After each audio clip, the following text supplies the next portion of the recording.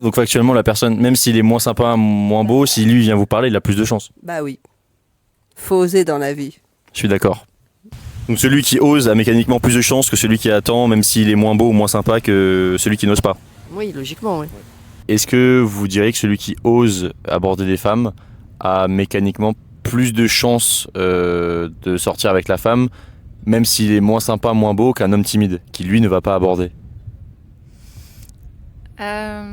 Plus maintenant justement, parce que les femmes commencent peut-être à faire le premier pas, aborder, qu'il y a d'autres moyens d'aborder. Donc non, maintenant je pense que tout le monde a à peu près, peut avoir à peu près ses chances. Alors c'est clair, il y en a peut-être qui ont plus confiance en eux, qui vont aborder plus de femmes, mais est-ce qu'ils vont pour autant avoir quelque chose, avoir un numéro, avoir un date avec une femme? Pas forcément. Donc mécaniquement, quelqu'un qui est pas forcément le plus beau, pas forcément le plus sympa, il a mécaniquement plus de chances parce qu'il aborde que quelqu'un qui est timide, qui n'aborde pas et qui est peut-être plus beau physiquement, plus sympa et d'autres qualités. La confiance en soi, ça aide. Quelqu'un qui a confiance en lui, on a envie d'aller le voir, de lui parler. Quelqu'un qui est tout timide, qui est dans son coin, on n'a pas envie.